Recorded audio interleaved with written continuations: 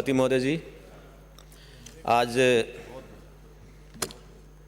Budget 2020-21 के इस वाद विवाद में सभी माननीय सदस्यों ने आलोचना, समालोचना, अपनी अपनी बात पक्ष में विपक्ष में कहने का प्रयास किया। सभापति महोदय जी, मैंने भी इस बजट भाषण को कई बार पढ़ा। ये बजट भाषण की जो कॉपी है बहुत सुंदर है। इसमें निरोगी राजस्थान प्रिंट होकर के एक बहुत अच्छा हमको अभिभाषण की प्रति दी। इसमें 242 बिंदुओं पे और 7 संकल्पों के साथ में प्रदेश की जनता को शब्द जाल में उलझाने का काम किया। ऐसा कोई भी घोषणा या ऐसी कोई बात मुझे नहीं लगी कि जिससे जनता जनार्दन का कुछ भला हो सकता है। मैंने पूरा प्रयास किया पढ़ करके कुछ निकाल पाऊँ, लेकिन मुझे ऐसा कुछ लगा नहीं। सभापति महोदय जी, हमारे उपनेता प्रतिपक्ष ने जो चिंता व्यक्त की, आपने कई बिंदुओं पर सवाल खड़े किए, वास्तव में सत्य है। अभी कुछ माननीय सदस्यों ने केंद्र सरकार से हमको जो बजट मिलना चाहिए था, हमारे हक का पैसा नहीं मिल रहा। मैं कहना चाहूँगा कि एक कहावत हम कहते हैं, नाचन न जाने आंगन टेढ़ा। भाई, जो केंद्र सरकार में हमारे हक का पैसा है उसको तो कोई रोक ही नहीं सकता है, लेकिन जो दिया है उसका आप उपयोगिता प्रमाण पत्र तो आप दो। हमने ये उपयोग कर लिया, यहाँ कर लिया, इसके बाद में आप मांगोगे तो वो देने वाला आपको कभी भी मना नहीं करेगा। आप मांगते रहेंगे, काम करेंगे नहीं, तो बिना हिसाब का कोई साहूकार भी हमको उधार नहीं देता है, न पैसा देता है। सभापति महोदय जी, ये बजट भाषण में ये आर्थिक समीक्षा है, इसको भी मैंने पढ़ा है। इसमें कई बिंदु हैं, सारे बिंदुओं पर तो मैं जिक्र नहीं करूंगा, लेकिन कुछ मैं कहूंगा। आपने निरोगी राजस्थान की बात कही है। आपने कहा कि हम पूरे राजस्थान को निरोगी कर देंगे। अब हम बिल्कुल कोई बीमार होगा नहीं, लेकिन ज़मीनी स्तर पर क्या हालत है इसको भी हमने समझने का प्रयास करना चाहिए। काफ़ी मान्य सदस्यों ने इस बात का जिक्र किया, मैं उसकी पुनरावृत्ति नहीं करूंगा। मेरे विधानसभा क्षेत्र की बात कहता हूँ। आपने हॉस्पिटल खोले, वहां पर बिखरी आबादी है, दूर दूर तक गांव बसे हुए हैं, हॉस्पिटलों की संख्या कम है। आपके नियम कुछ भी होंगे, लेकिन ऐसे क्षेत्र के लिए जहां बिखरी आबादी है, उन क्षेत्रों के लिए नियमों में शिथिलता देते हुए नए हॉस्पिटल भी खोलें आप। इसी के तहत मैं आपसे कहना चाहूँगा कि हमारे झाड़ोल में लंबे समय से लोगों की मांग आ रही है कि भैया हॉस्पिटल को, हमारे काफ़ी दूर पड़ता, हम जा नहीं पाते हैं, और इस कारण से अकाल मौत भी हो जाती है, दुर्घटना होती है, तो हम उनको प्राथमिक उपचार जो मिलना चाहिए वो मिल नहीं पाता है। बागपुरा में ऐसे ही, हमारे थोबावाड़ा में ऐसे ही, डैया काफ़ी दूर है, गुजरात से लगता है, वो लोग गुजरात जाके इलाज कराते हैं। ऐसे ही कोटड़ा में झूंडा का क्षेत्र है। सभापति महोदय जी, हॉस्पिटल हैं, आपने दवाएं फ्री कर दी, अच्छी बात, हम स्वागत करते हैं, होना चाहिए। गरीब आदमी को अगर एक गोली भी मुफ्त में मिलती है तो बहुत अच्छी बात, क्योंकि मैं गरीब घर का रहने वाला हूँ, गरीबी को जानता हूँ। उसके पास पैसा नहीं होता तो वो इलाज भी कराना चाहता, लेकिन वो रोता है कि मैं पैसा कहाँ से लाऊं। अच्छी बात है, लेकिन उन हॉस्पिटलों की हालत क्या है? उनमें पर्ची लिखने वाला डॉक्टर नहीं है, उन दवाइयों को क्या करेंगे?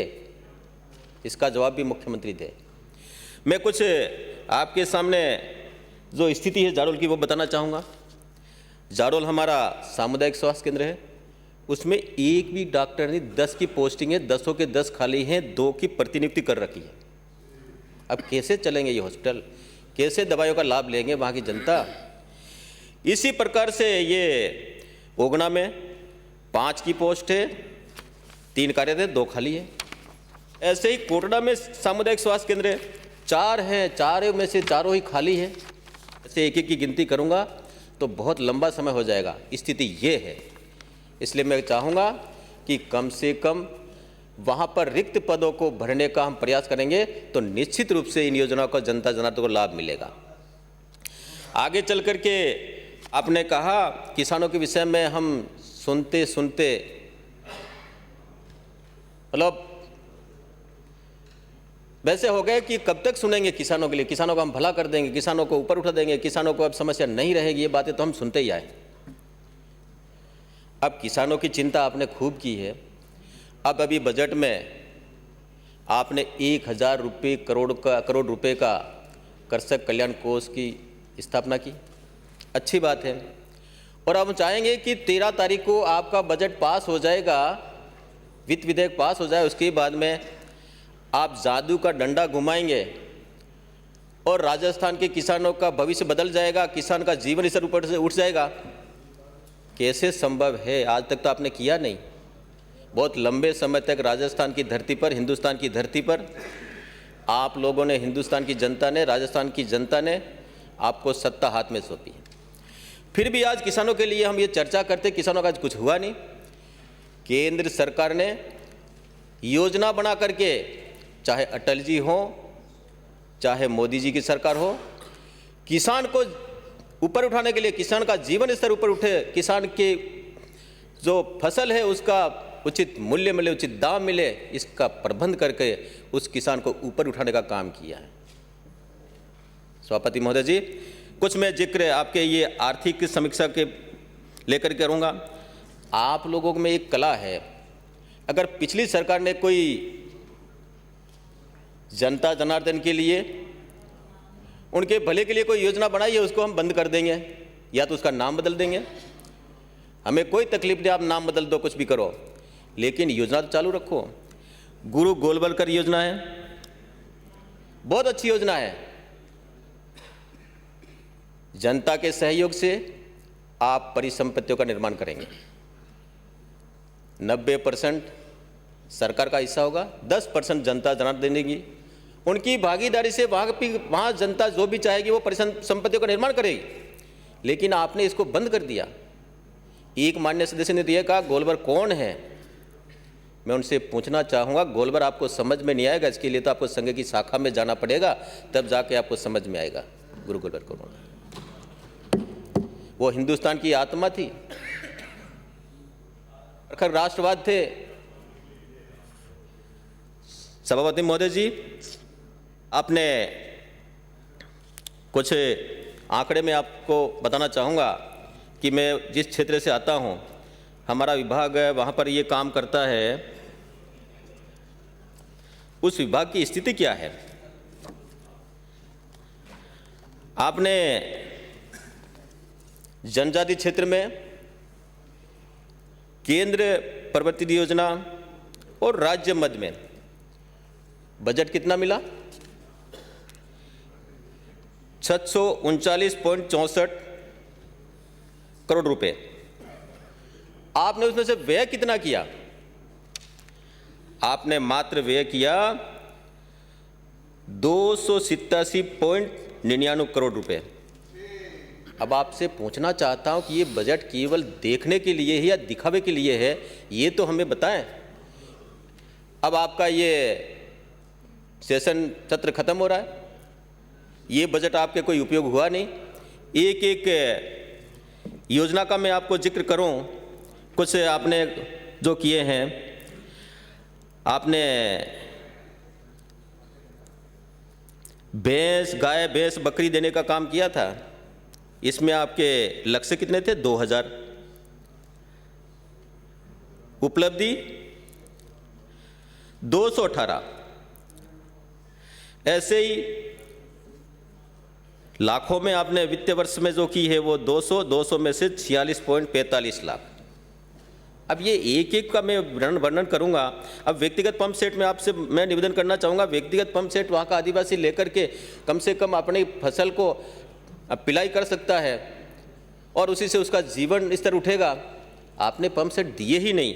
आपने जो लक्ष्य रखा था वो कितना रखा था? 215। ये पूरे उस उपयोजना से कितने लोग हैं? इतने लोग रहते हैं क्या? क्या ये आप बढ़ा नहीं सकते हो क्या? इसका क्षेत्रफल एरिया बढ़ा नहीं सकते हो? पैसा बढ़ा नहीं सकते हो क्या? उनका हक नहीं है क्या इस पैसों पर? लेकिन आपने लक्ष्य रखा है जो 215, उपलब्धि आपकी 2, और उसमें पैसों में जो आपने जो खर्चा किया है वो कितना किया? 21.50 लाख रुपए, यानी 21.50 लाख का लक्ष्य था, इसमें से 0.20। अब ये कहाँ है विकास? अगर एक एक विषय का मैं कहूँगा तो बिल्कुल ये ऐसा लगता है कि आपने केवल ये दिखेवा का बजट हमारे सामने रखा है।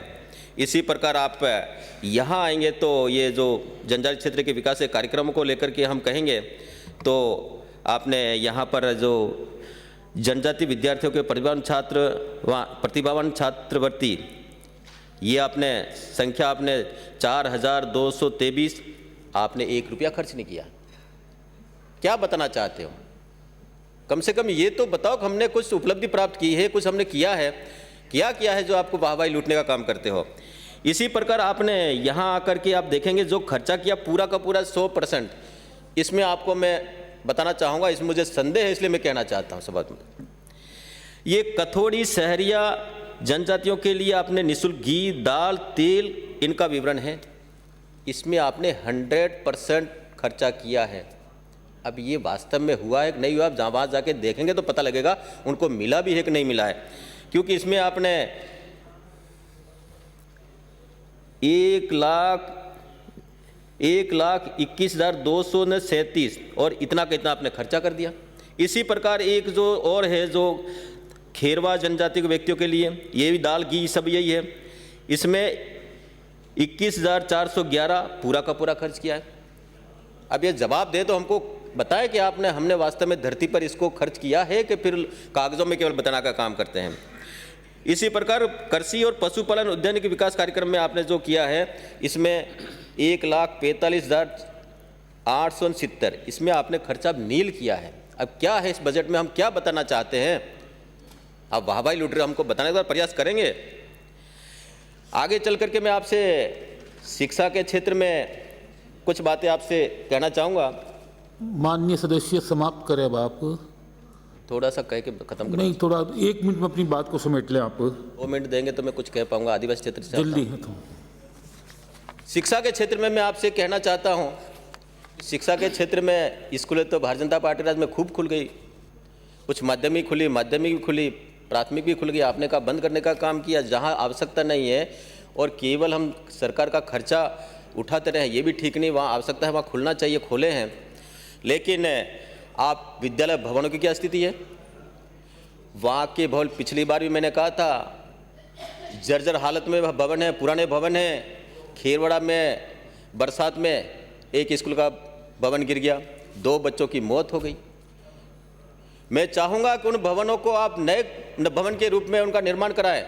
दूसरा मैं कहना चाहूँगा, कोटड़ा में और भी जगह ऐसे विद्यालय भवन हैं जो अंग्रेजों समय में बने हुए भवन थे, जो खपरेल हैं आज भी, उनमें विद्यालय चल रहा है। अब आप ये बताएं कि उन विद्यालयों में कैसे बालक पढ़ेंगे, क्या स्थिति हम देखना चाहते हैं, क्या बताना क्या चाहते हैं? आप बताना चाहो, बताओ ना। आज उस जमाने का विद्यालय आज भी है, आपसे नहीं। इसलिए सभापति महोदय जी, और वहाँ पर विद्यालय भवन तो है ही है। दूसरा, वहाँ अध्यापकों की स्थिति ये है, अब मैं ज़्यादा बोलने नहीं, एकदम इस शॉर्ट में करता हूँ। अध्यापकों की कमी है, एक अध्यापक से अपना विद्यालय चल रहा है। वहाँ पर बच्चा क्या प्राप्त करेगा, क्या पढ़ेगा सभापति महोदय जी? इसलिए मैं कहना चाहूँगा, पहले तो हम उन आवश्यकताओं को पूरी करें, जहाँ स्टाफ नहीं है उनको हम लगाएं। दूसरी बात, एक बात और मैं कह देता हूँ, इसके बाद में आप बोलें, मुझे रोकें। महाविद्यालय की बात भी है। दूसरी एक कुसुम योजना है। कुसुम योजना के लिए केंद्र सरकार ने 30% केंद्र का, 30% राज्य का और 30% हम नाबार्ड से लोन लेकर के उस काश्तकारों को कृषि कनेक्शन देंगे। आपकी बिजली का जो व्यय होता वो नहीं होगा। लेकिन आपने अगले बजट में ये कहा था कि हम कुसुम योजना के अंतर्गत सोलर ऊर्जा से हम किसानों को कृषि कनेक्शन देंगे, एक भी नहीं दिया। अब क्या बताना चाहते हैं आप?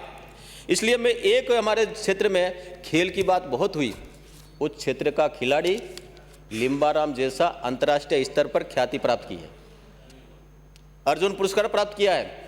वहाँ खिलाड़ी है, प्रतिभाएं हैं, लेकिन खेल छात्रावास नहीं। मैं चाहूँगा कि झाडोल में खेल छात्र खोलने का भी जब मुख्यमंत्री जी रिप्लाई करें तब दें तो अच्छा होगा। धन्यवाद माननीय सदस्य श्री अमीन खां जी। इस बजट का मैं विरोध करते हुए मेरी बात को जय भारत, धन्यवाद। सभापति